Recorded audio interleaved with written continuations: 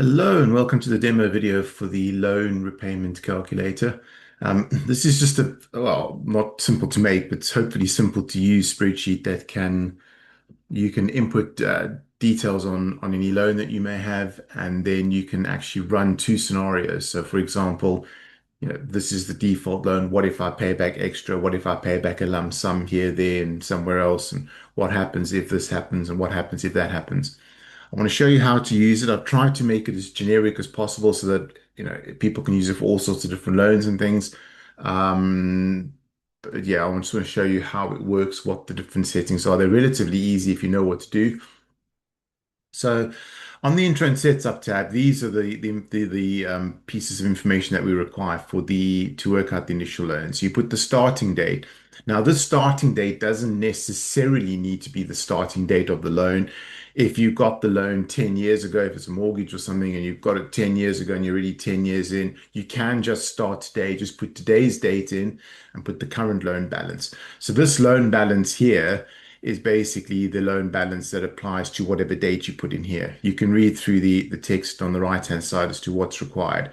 So this, if I put in today's date, then I'm going to put in today's balance. If I put the start of the loan, I'm going to put the loan as of the start of that particular loan. So these two just need to be need to match up in a sense of whatever that value is on that date. It doesn't have to be the beginning, but it needs to be they need to match. So this value needs to be as of that date. Expected final payment. This is basically the end of the loan that you can put in, and your current APR, which you shouldn't be able to get hold of that. The adjustment toggle. The adjustment toggle is what are we going to adjust, the period or the payment? So if, for example, the period's a 30-year loan and you basically have to do it over 30 years, but if you pay extra in, it reduces the amount, then what you're going to do is you're going to say adjust the payment. If you want to adjust the period, in other words, if you want to pay off stuff and you keep the same payment but it ends sooner, then you say adjust the period. The spreadsheet will decide what's best based on your data, but this will set whatever the priority is. So because you said adjust period, this means that the loan period is going to get shorter, the payments are going to stay the same. ERC allowance, you'll get an ERC allowance, you'll get an allowance of how much you're allowed to pay back of the overall loan each year. You can put that percentage in there. If it's not applicable, just select the none, otherwise just put in a percentage that you can pay back. The anniversary month, this is the anniversary month of your loan because it may not necessarily be what your starting date is. If this is today's date rather than your starting date, just select which month of the year. The reason for this is just so that I can work out what the ERC allowance. The loan value for the ERC allowance. Now, some ERCs work on whatever the loan value is at the beginning of that year. Other penalties work on the loan value of the original loan. So you can leave this one blank if it's the one at the beginning of the year, because the spreadsheet is going to calculate what your outstanding loan is at the beginning of each anniversary month. If it's based on that value, then leave this blank. If this is based on the full value of the loan and it doesn't adapt to your current outstanding loan, then just pop the full value of the loan in there and it'll set it to that instead. Um, Starting monthly fees. These are monthly fees that you'd have to pay. In other words, over and above any loan repayments or interest payments, you can pop those into there. That's if the payment includes them.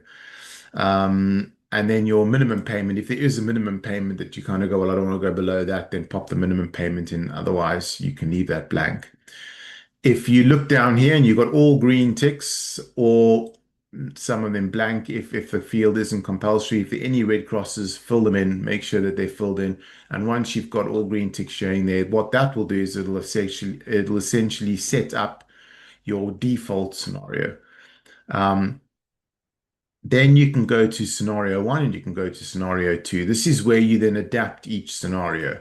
So if we look at scenario one, you can make, I think I've left loads of rows here. What have I left? 500 rows here. So you can make different changes for any of the payments. And you can adjust four things. You can either adjust the individual payment draw. So this is the individual payment draw, which means that you're putting in a lump sum or you're drawing out a lump sum. Most times you won't be drawing out a lump sum, but I wanted to make it as adaptable as possible. So you can say an individual payment or draw. Enter any payments in as positives. Draws would be negatives because payment means it's going into the account, so it's a positive value. Payment draw coming out, negative value. Individual payment or draw, in other words, a one-off thing. You put the date in. You don't have to put the last date because it's just a single payment. What the value is, and you don't have to put the percentage in. So what I've done for scenario one is just put in a bunch of individual payments at various times throughout the loan. What if I do a bulk payment? What if I do a bulk payment? What I've done for scenario two is I've put in the monthly payment change, which is another one. So this is a monthly payment change, which means, yes, I'm supposed to pay whatever it is I'm supposed to pay, but from the 1st of January through to the end of term, I would like to pay 2,000 as the value. So you could make various changes. So for example, you could put in a monthly payment change and you could select, for example, the 1st of January 2026. And you can take that all the way through to, for example, the 1st of December 2026 at one value. This says there's an overlap because I've already got that one in. And then you could do another one from 2027, so 2027 to the end of 2027, 2028 to the end, etc. So you could literally put one in per year and you can update it. The spreadsheet does check, as you've seen, for overlap. So because I've said that this one and these two both overlap, it gives me an error. So I want to clear one of them out. But you can adjust your monthly payment changes and you can put in the terms that they need to adjust. So you can adjust it every few months, every year, every 2 years, 3 years, whatever it is you want to do. The other options is a monthly fee change. So again, if you put in a monthly fee change, it will say from which date to which date and then what the new fee is. So if you say that it's a monthly fee change, what it does is it changes the fee. So you may have £20 a month for the first year, £30 a month for the second year, 40 for the et cetera, et cetera. So you can actually just go and kind of program all of those in. If it says included, it means it's included in the formulas. If it's got a cross, it means it's not. So because I haven't finished this row yet, it doesn't include it until everything's good, checked, done, and working. Then it'll give a green tick, and only then is it actually included in your formulas. The other option is an APR change, which is the same, but in this time you don't put in the value, you put in the percentage. So when does it change from which date to which last date? So again, you can put in a whole bunch of API changes throughout the years, and select the start date, end date, and what the percentage becomes.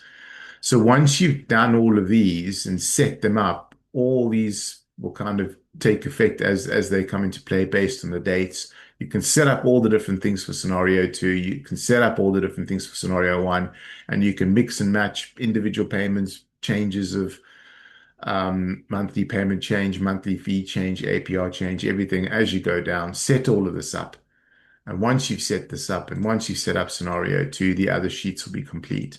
You can check on the dashboard, which looks at the other tabs, as well as giving you, here's your default. So up to there, that's your default. So you can see when you'll be debt free. There's no years safe. Monthly cost, overpayments, negative principal. Negative principal means that any months where you've gone over your where you actually, what was negative principal? Negative principal means months where you've actually haven't paid off any money, you've actually taken money out basically in a month. Will show you there. Overpayments, these are penalties when you've gone over your the ERC value, and you can see what interest you paid, interest saved, percentage, etc. And this total paid, total saved, total percentage saved. So some of these are grayed out because they're based on the default. This then is scenario one. You can see all those figures as you go along there, and this is scenario two. So I can see here effectively that in total for a £300,000 loan, in the first one, a default, I paid 592,000, etc. In this scenario, I paid 547,000. Here, I paid 475,000. So you can see how each of them vary based on the scenario. And you can see as well when your debt-free date is and how many years you've saved and your average monthly cost, etc. And on the right-hand side, you can see the three lines as to when those end based on the period and how much quicker you're paying them off, etc. So that's your dashboard. But then last, you don't only have the dashboard. So this bit here is all the any alerts on any of the other tabs. If anything here shows in red or yellow, go to the respective tab and change it. And lastly, you've got your full comparison where you can see the opening balance each month, what's been charged in interest, what your monthly payment was, how much of that was principal, um, and what the closing balance was, how much you paid in principal. These PP, this is part payment. This will only be for your final payment. It gives the full value of the payment, but it might not be an accurate final payment. So you just need to bear that in mind. These PAs or NMs will show up when they up here if you get them. Those PA and NMs basically refer to the negative principal or the overpayments. So yeah, these are detailed that you can scroll down and you can see exactly what's going on with these ones all the way down through the entire period as to how much you've got when they pay off. If you scroll down, you'll see when they come to like that one comes to an end there, that one comes to an end, and then that one comes to an end. So you can see the full breakdown of what's going to be paid once you've set up the scenarios. That's your overview. Have a look at this review report and the graphs. Keep an eye on that. Make sure there's no red or yellow alerts once you've set up your default loan. So yeah, I hope that that makes sense. A little bit of a whirlwind tour. If you use one of these, you'll probably understand what all these figures mean. And yeah, it's relatively self-explanatory. Just make sure you make the correct changes. And if you've got any red or yellow alerts, address them before taking any numbers into consideration.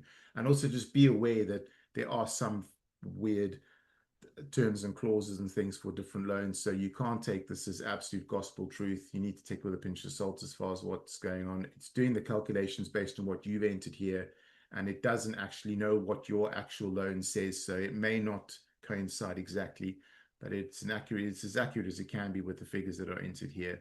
So yeah, it should give you a relatively good idea. Wish you all the best. Thank you very much and goodbye.